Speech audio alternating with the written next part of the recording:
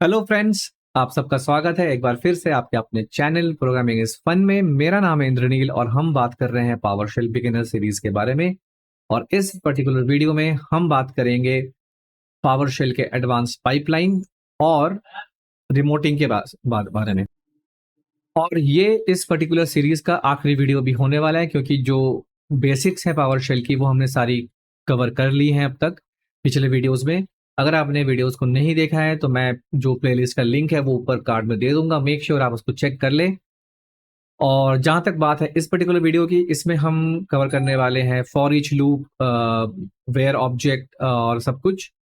तो हम शुरुआत करेंगे एडवांस पाइपलाइन से और फिर हम बात करेंगे रिमोटिंग के बारे में, ठीक है। तो चलिए शुरू करते हैं। लेकिन शुरू करने से पहले अगर आपने अब तक सब्सक्राइब नहीं किया है तो मेक श्योर आप सब्सक्राइब बटन को प्रेस कर दीजिए और बेल आइकन को दबाना मत भूलिएगा, ठीक है। चलिए शुरू करते हैं। तो जैसे कि आप स्क्रीन पे देख पा रहे हैं, मैंने विजुअल स्टूडियो कोड ओपन किया हुआ है और दो मैंने नई फाइल्स बना रखी हैं, एडवांस पाइपलाइन और रिमोटिंग।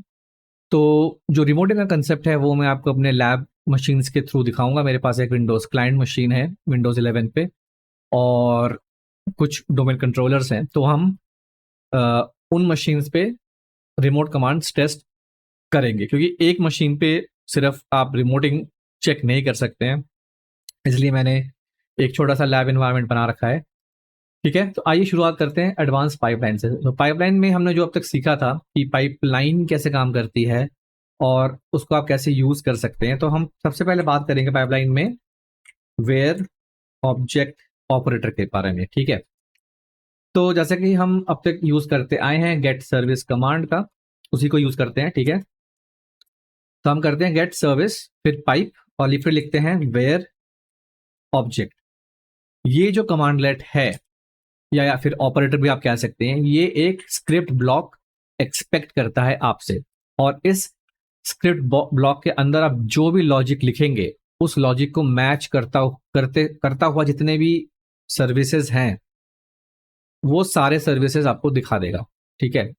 अगर आप चाहें तो इसमें मल्टीपल लॉजिक भी लिख सकते, कंडीशंस भी लिख सकते हैं। जैसे कि अगर मैंने लिखा डॉट स्टेटस, क्योंकि स्टेटस एक प्रॉपर्टी होती है सर्विस की, इज इक्वल टू रनिंग, ठीक है।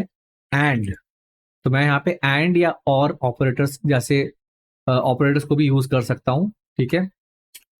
अगर आप एंड कर रहे हैं यूज, तो मतलब कि दोनों कंडीशन ट्रू होनी चाहिए, ठीक है। मैंने एक्चुअली वर्ड रैप यहाँ पे यूज कर लिया स्टूडियो कोड में, ताकि नेक्स्ट लाइन पे आपको दिखे और वो स्क्रॉल बार हट जाए, ठीक है। और जो नेम है वो अ, इसमें देखिए सारे ऑपरेटर मुझे दिखा रहा है यहाँ पे। सो लेट्स सी, कंटेन्स मैं यूज कर लेता हूँ, ठीक है। कंटेन्स सर्विस में फॉर एग्जांपल विन, ठीक है। देखते हैं कि इस कंडीशन को मीट करते करते हुए कितने सर्विस हमें मिलते हैं, ठीक है। तो ऐसा कोई भी नहीं है कि जो रनिंग भी हो और उसका इसके नाम में विन हो, ठीक है। तो हम अगर इस कंटेन्स को लाइक में चेंज कर दें और यहाँ पे ऐसा कर दें, तब देखते हैं कि क्या आता है। तो हमें मिल गया कि यहाँ पे चार ऐसी सर्विसेज हैं जो रनिंग मोड पे है और जिनके नाम में कहीं ना कहीं विन आता है, ठीक है। तो ऐसे आप वेयर ऑब्जेक्ट को यूज कर सकते हैं और ये इस स्क्रिप्ट ब्लॉक के अंदर आप एक से ज्यादा कंडीशंस भी डाल सकते हैं, कोई प्रॉब्लम नहीं है। सिमिलरली, तो बेसिकली ये क्या करेगा, ये हर एक एंट्री जो इस ऑब्जेक्ट का आउटपुट है उसकी हर एक एंट्री पे ये कंडीशन चेक करेगा और फिर आपको आउटपुट दे देगा, ठीक है। तो अगर ये जो लेफ्ट वाला पोर्शन है, अगर इसके अंदर एंट्रीज मतलब कम है तो ठीक है, मतलब वेयर ऑब्जेक्ट आपको मतलब एफिशिएंटली काम कर लेगा। लेकिन अगर आपको कभी ऐसा करना पड़ जाए कि इसमें बहुत सारी एंट्रीज हैं, मतलब thousand and thousand of services हैं। तो माइक्रोसॉफ्ट रिकमेंड ये करती है कि जितना कम हो सके आप उतना डेटा पाइपलाइन में भेजें, मतलब फिल्टर्ड डेटा भेजें। तो फिल्टरिंग जो भी है वो आप लेफ्ट साइड में ही कर लें, ठीक है। यहाँ पे हम क्या कर रहे हैं, यहाँ पे हम फिल्टरिंग पाइपलाइन के राइट साइड में कर रहे हैं यूजिंग वेयर ऑब्जेक्ट। आप इसको ऐसे भी लिख सकते हैं कि नेम इक्वल्स टू बिट्स, ठीक है, जैसे हम करते हैं। तो इसने सिर्फ बिट्स के बारे में आपको बता दिया, लेकिन इसको आप नेम पैरामीटर के थ्रू भी भेज सकते थे। तो माइक्रोसॉफ्ट ये रिकमेंड करती है कि कभी भी अगर आपको कमांडलेट में कोई ऐसा पैरामीटर मिले जहां से आप फिल्टरिंग कर सके, मे बी नेम पैरामीटर या फिल्टर पैरामीटर कभी आपको मिलता है, तो आप उसी का यूज करें बजाय कि आप वेयर ऑब्जेक्ट को यूज कर रहे हैं। क्योंकि वो जो पैरामीटर मिलेगा आपको वो ऑलरेडी ऑप्टिमाइज्ड होता है, ठीक है। लेकिन अगर ऐसा कोई पैरामीटर नहीं है और आपको यूज करना है तो आप वेयर ऑब्जेक्ट का यूज कर सकते हैं, कोई प्रॉब्लम नहीं। तो मैं यहाँ पे जो प्रीवियस कंडीशन था वही यहाँ पे मैं डाल देता हूँ। नेक्स्ट है सिलेक्ट ऑब्जेक्ट, ये आपने पहले देख रखा होगा ऑलरेडी, इसको आप यूज कर सकते हैं। सिलेक्ट ऑब्जेक्ट में आप जितनी भी प्रॉपर्टीज का मतलब प्रॉपर्टीज हैं उनके नेम डाल के आप यहाँ पे आउटपुट ले सकते हैं, ठीक है। और यहाँ पे आप फर्स्ट 10 या फर्स्ट 100 भी आप कर सकते हैं, तो आपको ऐसा आउटपुट दिख जाएगा, ठीक है, with name and status properties. फिर नेक्स्ट है फॉर ईच ऑब्जेक्ट, ठीक है।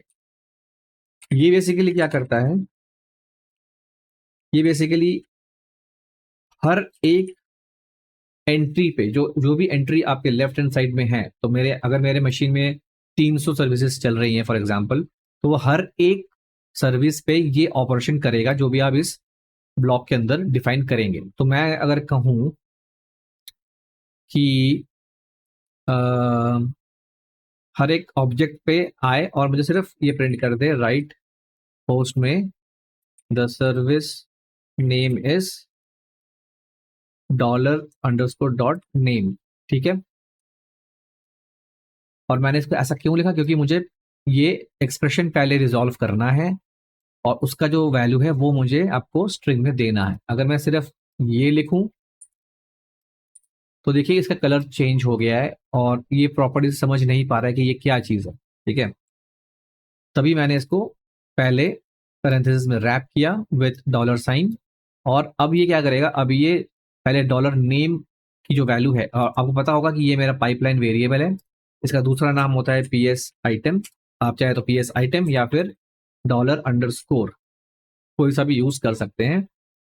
तो पहले ये इस चीज को रिजॉल्व करेगा, उसका आउटपुट जो है वो मुझे यहाँ पे देगा। तो मैं अगर इसको रन करूं अभी, तो मुझे वो हर सर्विस का नाम दे रहा है एक एक करके, service name is this, service name is this this this this. तो वो हर एक एंट्री के लिए वो ये कमांड चला रहा है। तो इस एरर को अगर आप हटाना चाहते हैं तो आप यहाँ पे डाल सकते हैं dash error action silently continue, ठीक है। तो अब आपको ये एरर नहीं देगा। तो अभी भी दे रहा है, तो देना नहीं चाहिए था वैसे। तो मैं यहाँ पे अगर डालूं, देखते हैं। एनीवेज, तो ये जो पैरामीटर है एरर एक्शन, ये बेसिकली क्या करता है कि ये बताता है कंपाइलर को कि कभी भी अगर एरर आए तो क्या करना है। तो मैंने साइलेंटली कंटिन्यू किया था, तो आइडियली ये एरर डिस्प्ले नहीं होना चाहिए था, but anyways.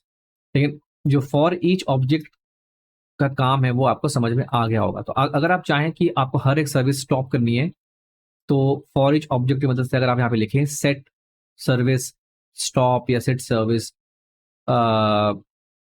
May be start, तो वो हर एक सर्विस पे हर एक एंट्री पे एप्लीकेबल हो जाएगी।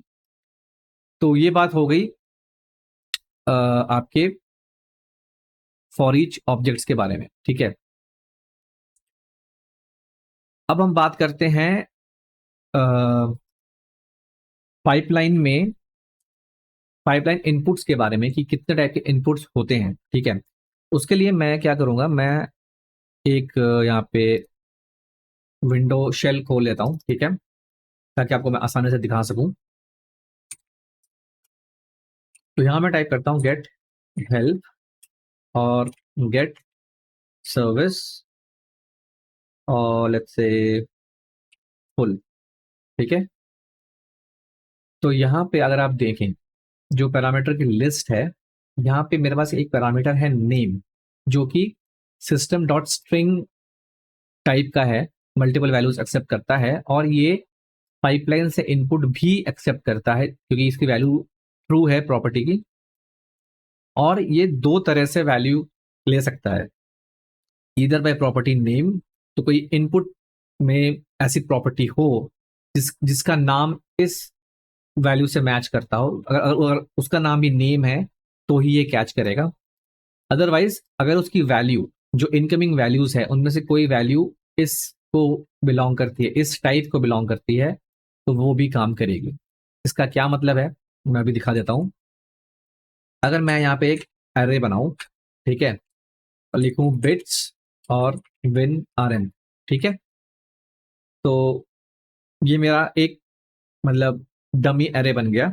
और इस पे अगर मैं पाइप करके गेट सर्विस लिखूं, तो ये पूरा अरे जब इस पाइपलाइन के थ्रू गेट सर्विस के पास जाएगा तो वो नेम पैरामीटर जो है, क्योंकि ये अरे ऑफ स्ट्रिंग्स है और वो अरे ऑफ स्ट्रिंग्स को आई मीन उसके लिए वेट कर रहा है, पाइपलाइन को देख रहा है, तो जैसे ही उसको वो वैल्यू मिलेगी, ठीक है, तो उसको उसको वो कैच करेगा और आपको आउटपुट दे देगा। तो देखते हैं यहाँ पे, देखिए वेट्स और विद आर एन का आपको आउटपुट मिल गया, ठीक है। लेकिन अगर मैं इसका इसको मतलब चेंज कर दूं, मतलब इसको मैं स्ट्रिंग से हटा के नंबर डाल दूं 1.2, तो ये आपको एरर देगा क्योंकि उसको ना ही वैल्यूज मिल रही हैं ना ही कोई प्रॉपर्टी का नाम मिल रहा है। ठीक है, तो अगर हम बात करें नाम की, ठीक है, तो नाम के लिए दिखाने के लिए मैं दूसरा एक कमांड यूज करूंगा, ठीक है, मतलब गेट सर्विस यूज ना करके मैं गेट प्रोसेस जो है उसको मैं यूज करूंगा। और यहाँ पे आपको दिखाने के लिए मैं दिखाता हूँ कि इसमें जो नेम एट्रीब्यूट या पैरामीटर है वो बाय प्रॉपर्टी नेम ही एक्सेप्ट होता है, वो वैल्यूज एक्सेप्ट नहीं करता है। ठीक है, तो अगर आप कोई स्ट्रिंग अरे भेजेंगे तो वो एक्सेप्ट नहीं करेगा, उसको सिर्फ नाम ही चाहिए। तो नाम कैसा होना चाहिए, लेट्स सी। तो सबसे पहले क्या करते हैं, एक वेरिएबल बनाते हैं और ये वेरिएबल होगा मेरा अरे टाइप का, और इसमें मैं स्टोर करूंगा मल्टीपल हैश टेबल्स। ठीक है, तो name equals to let's say Adobe, ठीक है, और जो दूसरी एंट्री होगी वो है let's say name equals to PowerShell. ठीक है, तो यहाँ पे ये दो आपको मिल रहा है, कोई प्रॉब्लम नहीं है। अब क्या है कि अब यहाँ पे जो नेम प्रॉपर्टी है वो नेम है, लेकिन जो वैल्यू प्रॉपर्टी है वो एडोबी है। ठीक है, तो अब यहाँ पे एक छोटा सा हम मतलब चेंज करते हैं, मैं एक और बनाता हूँ वेरिएबल $v, और उसमें क्या होगा, उसमें मैं स्टोर करूंगा सिलेक्ट ऑब्जेक्ट। ठीक है, यहाँ पे मैं एक एक्सप्रेशन बनाता हूँ कस्टम, इसको मैं नाम दूंगा नेम। ठीक है, और इसकी जो वैल्यू आएगी वो आएगी $वैल्यू से। तो अब बेसिकली क्या होगा कि $b में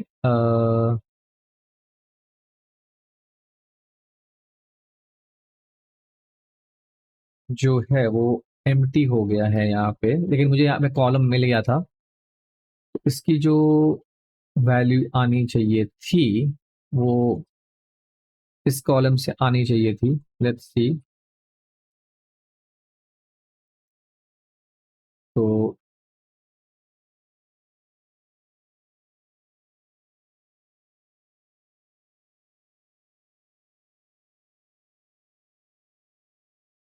$a.get, राइट। ये मेरा ऑब्जेक्ट अरे है, ठीक है।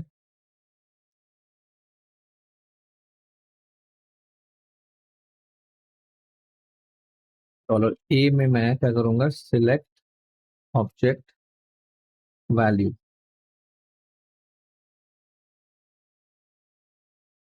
$a get member. तो इसमें देखें वैल्यूज हैं, ठीक है, नॉट वैल्यू, वैल्यूज, ठीक है। तो यहाँ पे मुझे करना पड़ेगा वैल्यूज, ठीक है। तो $b, परफेक्ट। अब मुझे एक प्रॉपर्टी मिल गई है नेम, जो मेरा गेट प्रोसेस मांगता है, और उसके बाद ये वैल्यूज पड़ी हैं। तो अगर मैं अब $b करूं और टाइप करूं गेट प्रोसेस, तो क्या हुआ, उसने अडोबी नाम से कुछ मिला नहीं उसको, ठीक है, लेकिन पावरशेल नाम से उसको मिल गया और उसने मुझे दे दिया। तो एक बार हम चेक कर लेते हैं कि और हमारे पास क्या क्या प्रोसेसेस हैं। Select process name first 10, Acrobat है, ओके। तो यहाँ पे हम क्या करते हैं, यहाँ पे हम इसको चेंज करके कर देते हैं एक्रोबैट, एक्रोबैट, ठीक है। और एक बार फिर से इसको हम यहाँ पे स्टोर कर लेते हैं और फिर चलाते हैं हम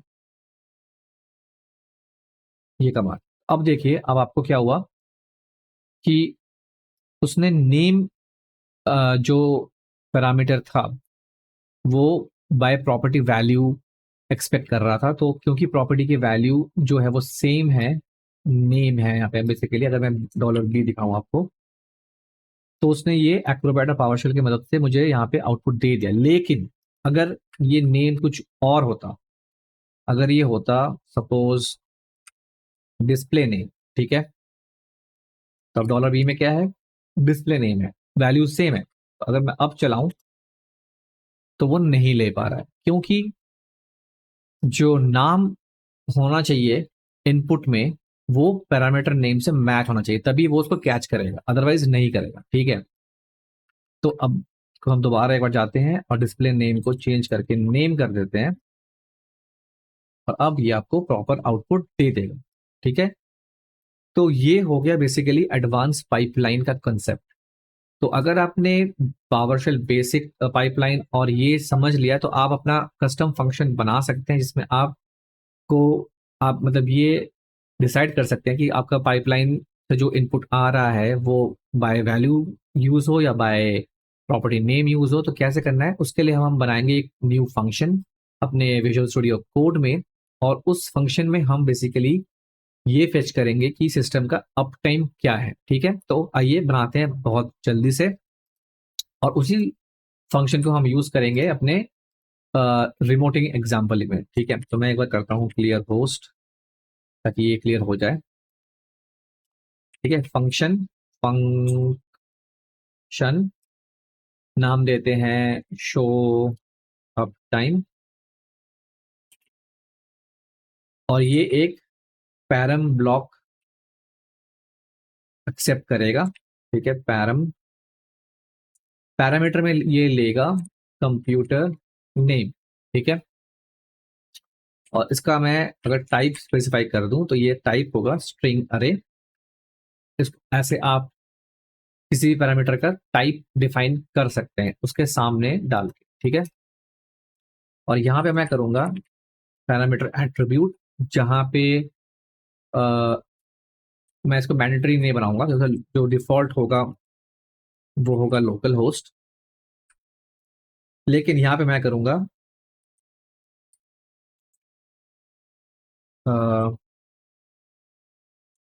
value from pipeline.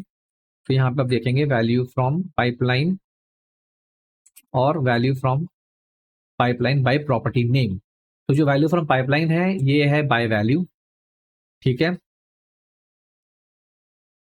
And let's say मैं दोनों कर देता हूँ, मैं करता हूँ, अच्छा ओके, पहले मैं करता हूँ वैल्यू फ्रॉम पाइपलाइन। तो पाइपलाइन में मुझे स्ट्रिंग एरे चाहिए, ठीक है। और उससे क्या होगा, लेट्स सी, हम पहले सिर्फ यहाँ पे डिस्प्ले करते हैं राइट होस्ट में द कंप्यूटर्स आर। उसके लिए मुझे एक लूप चलाना पड़ेगा, for each $C in dollar computer name. ठीक है, right host computer name is $C। और मैंने यहाँ पे सिर्फ $C क्यों लिखा, क्योंकि ये सिर्फ एक सिंगल वैल्यू है, कोई प्रॉपर्टी नहीं है जैसे जहाँ पे आपको डॉट ऑपरेटर का यूज करना पड़े तो ये काम करेगी। ठीक है, फोरग्राउंड कलर मान लीजिए येलो, और इसे करते हैं वर्ड रैप। तो अगर मैं ये अभी मेमोरी में स्टोर कर दूं तो ये मेमोरी में स्टोर हो गया।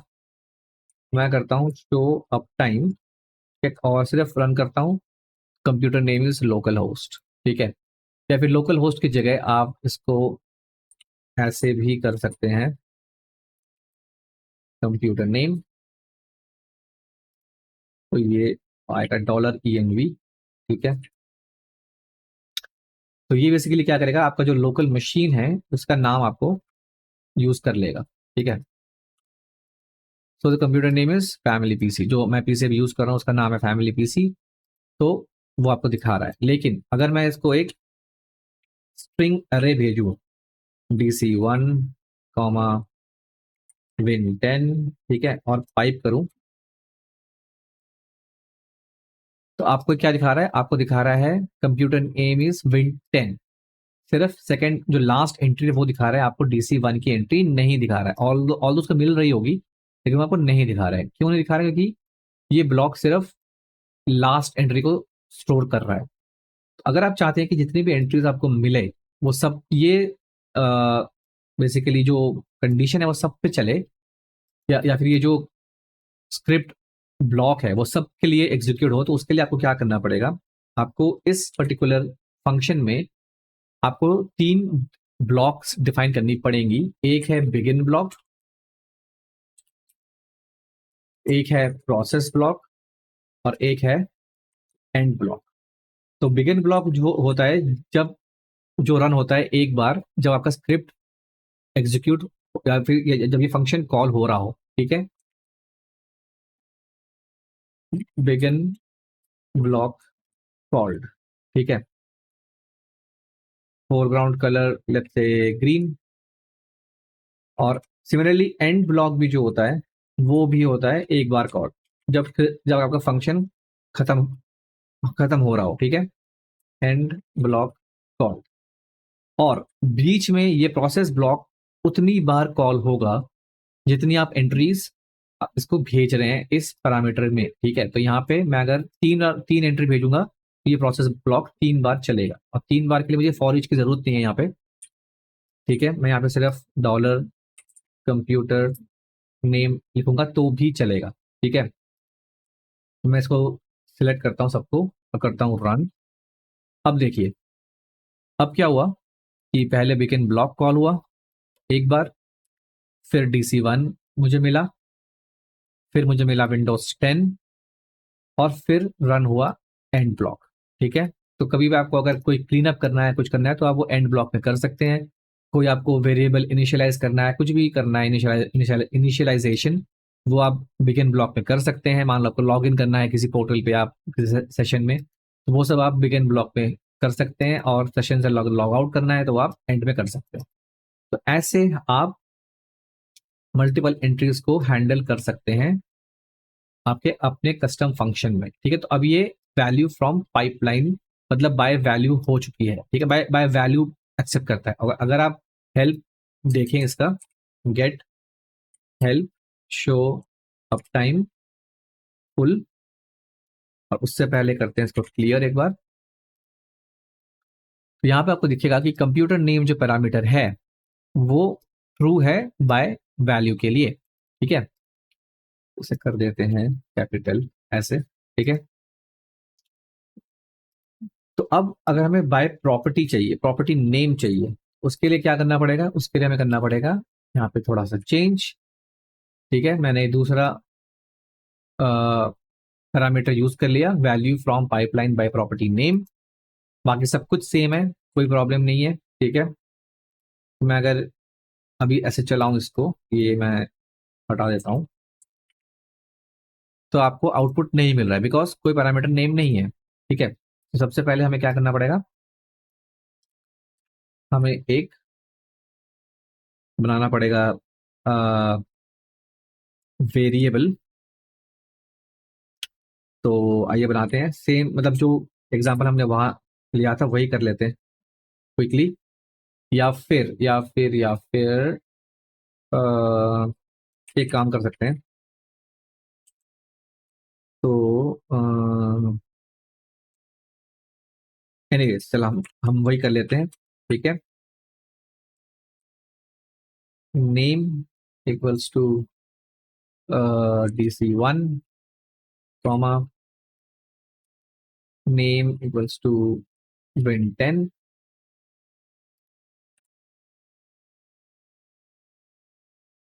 इसे करते हैं स्टोर, $B में जाएंगे हम, फिर $A को हम कर देंगे मॉडिफाई। ठीक है, ये होगा मेरा कंप्यूटर नेम और एक्सप्रेशन में रहेगा मेरा $_डॉट वैल्यूज। ठीक है, ये हो गया स्टोर। अगर हम $B को चेक करें कंसोल में, उप्स, सिंगल B, तो कंप्यूटर नेम हमें मिल रहा है। परफेक्ट। ठीक है, अब अगर मैं $B को यहाँ पास करूं तो मुझे प्रॉपर आउटपुट मिल गया। ठीक है, लेकिन अगर आपने यहाँ पे कुछ चेंज कर दिया, मान लीजिए आपने यहाँ पे लिख दिया मशीन नेम, ठीक है, और फिर रन करेंगे तो ये नहीं चलेगा क्योंकि ये उससे बाइंड नहीं कर पा रहा है, उसको पकड़ नहीं पा रहा है। ठीक है, जो आप इनपुट भेज रहे हैं। तो अगर आप बाय प्रॉपर्टी नेम यूज कर रहे हैं, ठीक है, तो मेक श्योर कि जो भी प्रॉपर्टी आ रही है इनकमिंग पाइपलाइन में से, उसका नाम, उसका जो प्रॉपर्टी का हेडर है उस वो नाम और जो पैरामीटर का नेम है वो सेम होना चाहिए। ठीक है, तो कंप्यूटर नेम कर देंगे इसको, तब ये चल जाएगा। ठीक है, आई होप इतना आप समझ गए होंगे।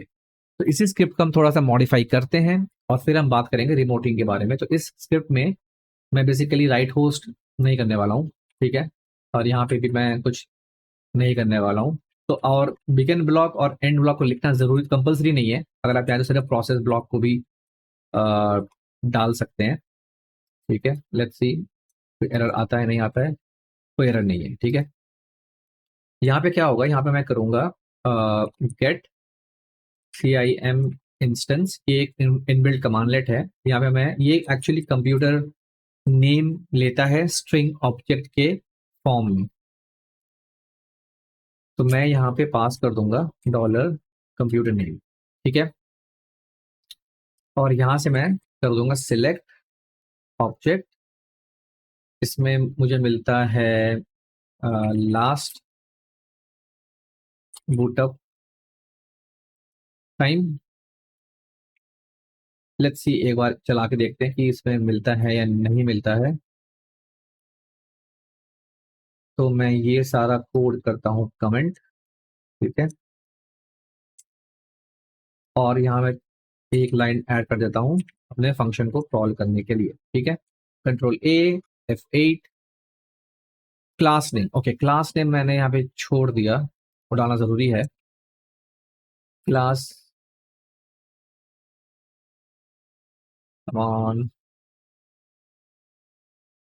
क्लास नेम में आएगा Win32 ऑपरेटिंग सिस्टम। ठीक है,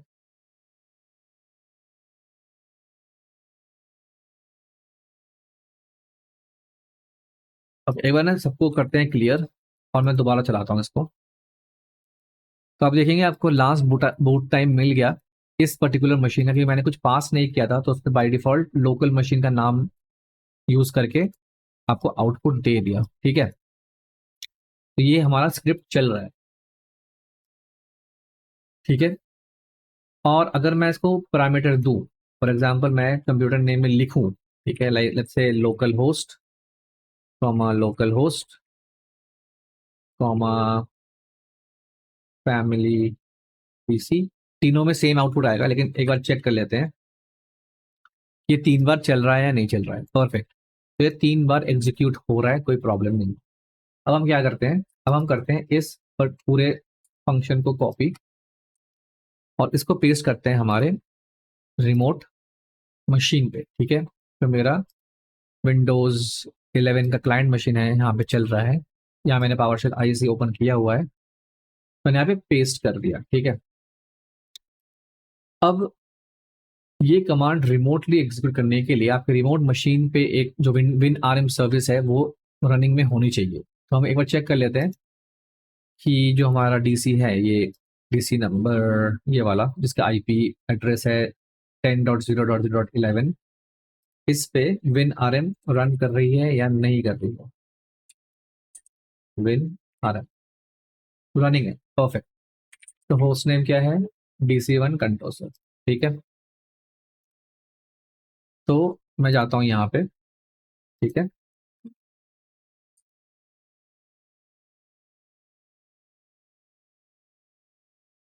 इसे करता हूँ मैं रन, तो ये मेमोरी में स्टोर हो गया। ठीक है, अब मैं करता हूँ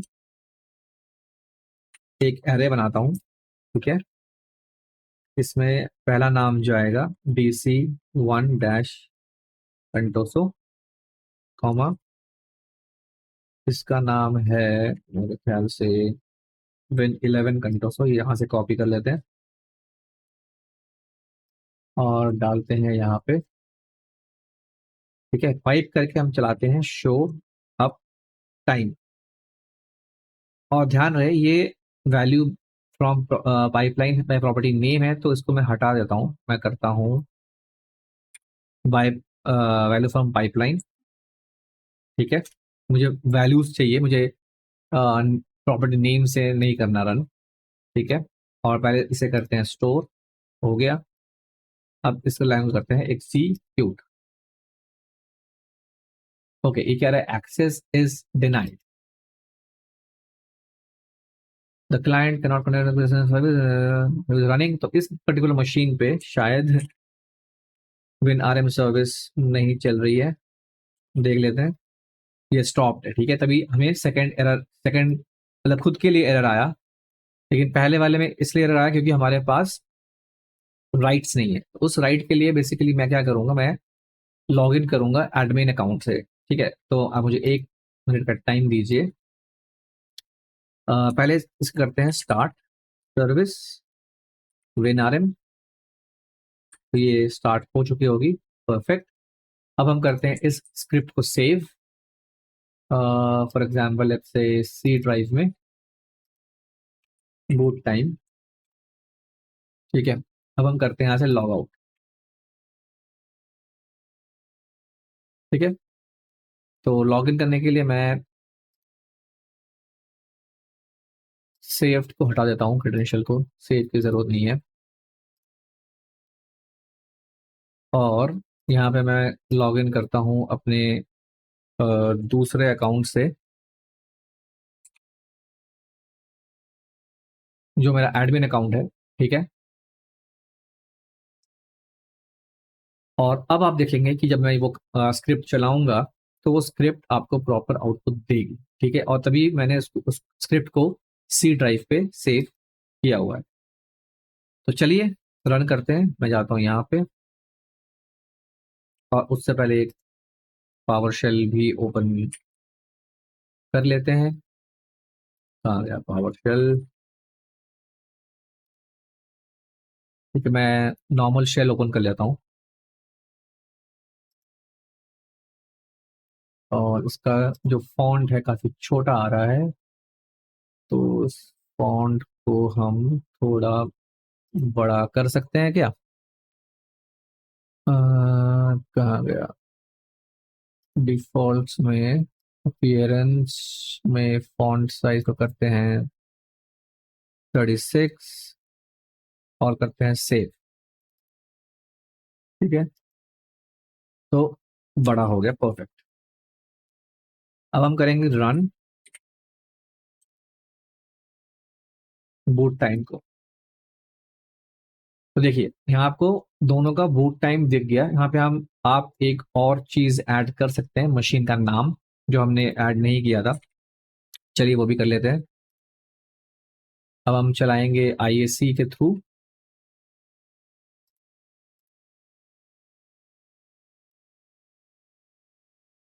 तो इसे करते हैं ओपन, सी ड्राइव पे होना चाहिए। और ये रही स्क्रिप्ट, और ये रही स्क्रिप्ट। और यहाँ पे हम लास्ट पुट अप टाइम के साथ डाल देते हैं C S, C S name. ठीक है, तो सी एस नेम है, नेम जो है वो है कंप्यूटर नेम। तो यहाँ पे अगर आपको सी एस नेम समझ नहीं आता है तो यहाँ पे आप इसको थोड़ा मॉडिफाई कर सकते हैं, जैसे हमने पहले किया था। यहाँ डाल देते हैं अपना एक कस्टम प्रॉपर्टी, कंप्यूटर नेम, जिसकी वैल्यू मुझे चाहिए कहाँ से, $_.cs नेम से। ठीक है, इसे करते हैं select F5 and yes, save कर दो। तो मुझे यहाँ पे आउटपुट मिल गया कि पहला वाला है DC1 का बूट अप टाइम, और नेक्स्ट वाला है DC2 का, सॉरी विंडोज 11 का बूट अप टाइम। तो ऐसे आप मल्टीपल ऑब्जेक्ट्स भेज सकते हैं। ठीक है, तो यहाँ पे अगर मैं लिखूं एक कमांड जो है गेट एडी कंप्यूटर, जो कि यहाँ पे नहीं चलेगा। ठीक है, मैं आपको दिखाता हूँ अभी। तो मैं क्या करने वाला हूँ, मैं इस स्क्रिप्ट को मूव कर देता हूँ अपने डोमेन कंट्रोलर पे। ठीक है, क्योंकि वहाँ पे एडी मॉड्यूल पड़ा होगा, तो वहाँ से हम इसको यूज कर सकते हैं कि मतलब एक्चुअल में पाइपलाइन कैसे काम कर रही है, मतलब इनपुट कैसे भेज सकते हैं। हमने यहाँ पे मैनुअली एरे बना के टाइप किया है, वो ठीक है, लेकिन अगर आपको किसी दूसरे कमांडलेट से चेन करना पड़े तो आप कैसे करेंगे। मैंने स्क्रिप्ट यहाँ पे कॉपी कर ली है। ठीक है, और मैं स्विच करता हूँ अपने डोमेन कंट्रोलर पे, जो कि है ये मशीन। और यहाँ लिखता हूँ गेट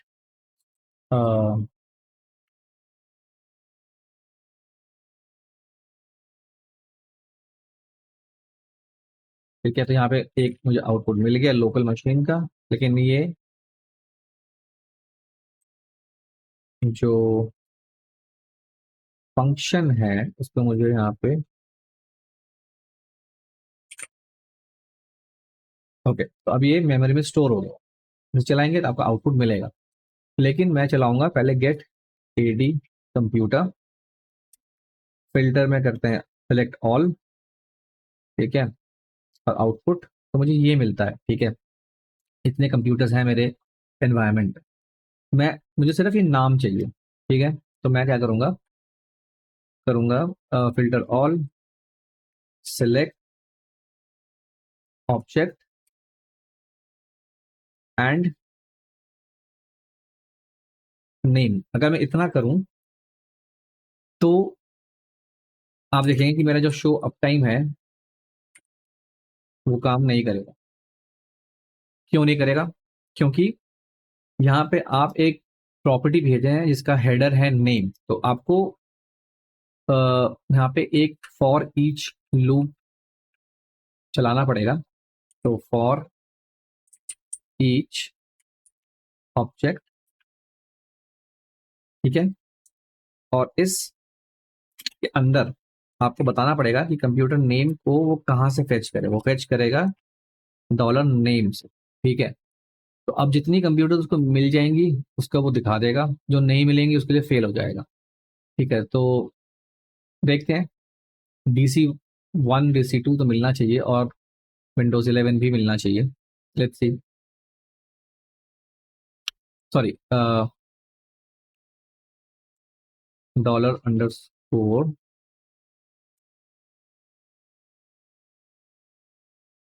अब किसी के साथ भी कनेक्ट नहीं हो रहा है। बेसिकली हमें करना ये चाहिए, हमें इस प्रॉपर्टी को एक्सपैंड करना चाहिए, ताकि हमें सिर्फ जो वैल्यूज है वो मिले। ठीक है, अब वो क्या होगा, अब मुझे वो हेडर को ऊपर जो नेम लिखा आता है वो नहीं मिलेगा, ठीक है। और उस केस में मुझे ये लिखने की भी जरूरत नहीं है, मतलब ये फॉर ईच स्टेटमेंट लिखने की जरूरत नहीं है। और शो अप टाइम को मैं कॉल कर सकता हूँ, तो होपफुली ये मुझे कुछ ना कुछ आउटपुट देगा, क्योंकि नेम जो है वो आपको एक अरे देता है, ठीक है। मतलब नेम जो है वो आपको स्ट्रिंग देता है, तो और इसका जो आउटपुट है वो स्ट्रिंग अरे में ही मिलेगा। चलो चलो चलो, आ गया। तो मुझे DC1 का मिल गया, DC2 का मिल गया, और बाकी के लिए मुझे नहीं दे पाया, ठीक है। लेकिन एटलीस्ट उसने मुझे दो आउटपुट दे दी, क्योंकि बाकियों में या तो फायरवॉल एनेबल्ड है, या फिर WinRM सर्विस रनिंग नहीं है, या फिर मशीन ही ऑनलाइन नहीं, ठीक है। लेकिन आपको इतना समझ में आ गया होगा कि पाइपलाइन की मदद से, मैं अगर थोड़ा और जूम करूं यहाँ पे, कैसे आप अपने कस्टम फंक्शन में फील्ड, मतलब एडवांस पाइपलाइन की मदद से इनपुट ले सकते हैं, ठीक है। और रिमोटिंग भी अभी भी चल रही है, मतलब या रिपोर्टिंग के थ्रू कर रहे हैं, ठीक है। और अभी भी ये कमांड चल रहा है, ठीक है। अब ये हो गया फेल, क्योंकि मेरे पास मशीन्स बहुत सारी हैं एडी में, तो सबके लिए वो ट्राई करेगा और आपको या तो आउटपुट देगा या तो फेलियर देगा, ठीक है। तो वो सारे सारे सारे बाकी फेल हो गए। अब बात करते हैं हम रिमोटिंग की। एक तो हमें आपको मालूम पड़ गया कि विन आरएम का होना जरूरी है, ठीक है। और आप कोई कमांड रिमोटली अगर चलाना चाहें तो उसके लिए आप इन्वोक कमांड यूज कर सकते हैं। इसमें आप कंप्यूटर नेम डाल सकते हैं, जैसे कि मैंने डाल दिया DC02 कंटोसो, और फिर एक स्क्रिप्ट ब्लॉक जो आप चलाना चाहें। मैं लिखता हूँ get service not secure boot, get service, और लेट्स से विन आरएम का क्या स्टेटस है उस मशीन पे। DC02 ही है ना, देख लेते हैं। नो, DC2 कंटोसो है, सॉरी। तो ये नाम है, और हम दोबारा जाते हैं नीचे एक बार, ये नाम हम करते हैं चेंज।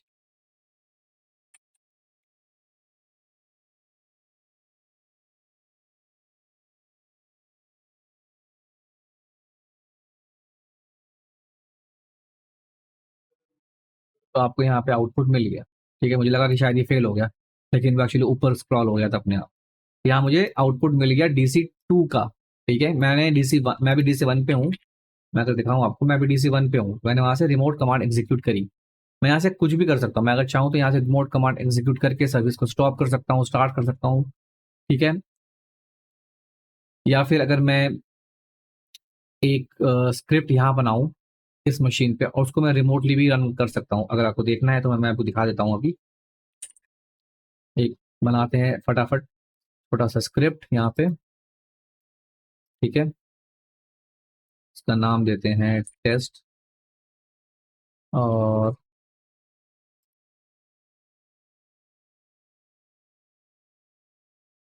ठीक है, इस टेस्ट को हम करते हैं रीनेम टू PS1। यस, चलाते हैं, और यहाँ लिखते हैं राइट होस्ट और computer is $env computer name, ताकि आपको दिखे कि ये कौन सा मशीन पे चल रही है, ठीक है। मैंने इतना सेव कर दिया, और अगर मैं यहाँ पे चलाऊं टेस्ट, तो DC1। अब अगर मैं यही स्क्रिप्ट फाइल रिमोटली चलाना चाहूँ, तो मैं यहाँ पे स्क्रिप्ट ब्लॉक नहीं यूज करूंगा।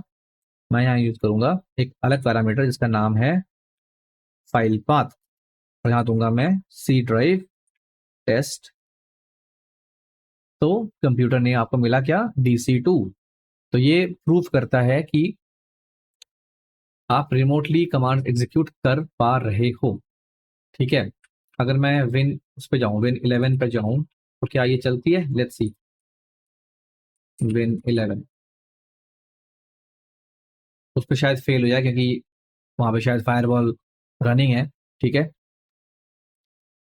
तो वहाँ नहीं चल रही है। एनीवेज देखिए, आपको पता है कि ये काम करती है, ठीक है।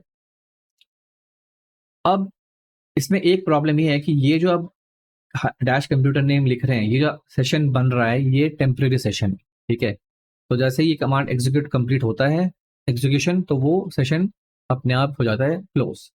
अगर आपको चाहिए परसिस्टेंट सेशन, तो उसके लिए आप क्या करेंगे, एक सेशन वेरिएबल बनाएंगे और यहाँ लिखेंगे new dash P S session और फिर कंप्यूटर का नाम जहां आप बनाना चाहें।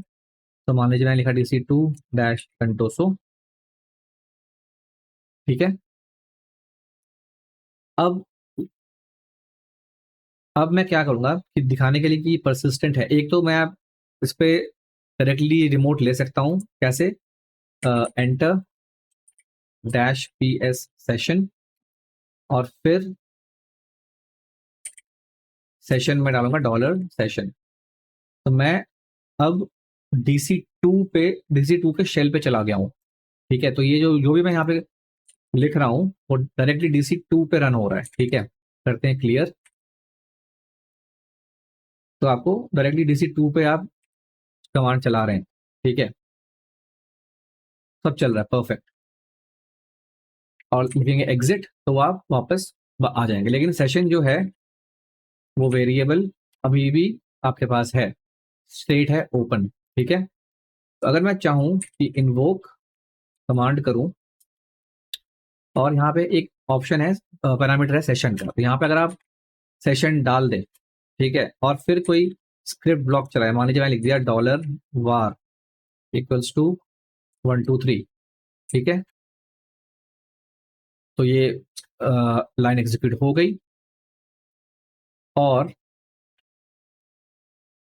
अब अगर आप लिखें DC2 डैश कंटोसो और सिर्फ वार की वैल्यू, नहीं सॉरी, सेशन में वार की वैल्यू, तो आपको 123 मिल रहा है, राइट। क्योंकि डॉलर वेरिएबल डॉलर वार सेशन में अभी पड़ा हुआ है, उस मशीन पे अभी भी है पावरशेल का सेशन में, ठीक है। तो ये एक परसिस्टेंट सेशन हो गया और ये तब तक रहेगा जब तक ये स्टेट ओपन में है, ठीक है। अगर बंद करना है तो करेंगे एग्जिट या फिर I think remove PS session और dollar session. Now if you check कि डॉलर सेशन का क्या स्टेटस है, तो वो हो गया है क्लोज्ड, ठीक है। तो इस तरह से आप रिमोटिंग की मदद से कुछ भी कमांड, कुछ भी रिमोट स्क्रिप्ट चला सकते हैं, प्रोवाइडेड आपको उस मशीन पे परमिशन है और वो मशीन लिसनिंग स्टेट पे है, विन RM सर्विस चल रही है उस मशीन पे। तो आप रिमोटली कुछ भी मैनेज कर सकते हैं, ठीक है दोस्तों। तो ये वीडियो यहीं तक रहेगा और आई थिंक काफ़ी लंबा हो गया है वीडियो, और तो थोड़ा होना ही था क्योंकि इसमें हमने दो बहुत ही इन डेप्थ चीज़ें कवर करी हैं। आई होप आपको ये वीडियो पसंद आया होगा। तो प्लीज़ जाने से पहले लाइक बटन दबाना मत भूलिएगा और इसको जितना हो सके शेयर करें अपने कम्युनिटी में, ताकि और भी लोग इससे सीख सकें। और गाइज आप सबका मतलब तहे दिल से शुक्रिया इस चैनल को सपोर्ट करने के लिए, मेरे वीडियोस को लाइक करने के लिए, शेयर करने के लिए। और आपका अगर कोई भी सजेशन है या एडवाइस है या कुछ भी है, तो आप उसको बेझिझक कमेंट बॉक्स पे डाल सकते हैं। एंड मैं आपसे मिलूंगा एक अगले फ्रेश सीरीज में।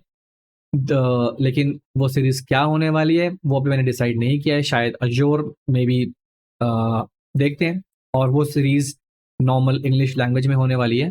तो आई होप ये पूरी पावरशेल सीरीज आपको अच्छी लगी होगी, आपने कुछ नया सीखा होगा। और प्लीज़ इसको सब्सक्राइब करना मत भूलिएगा और मैं आपसे मिलूंगा अगले वीडियो में। तब तक के लिए धन्यवाद एंड टेक केयर।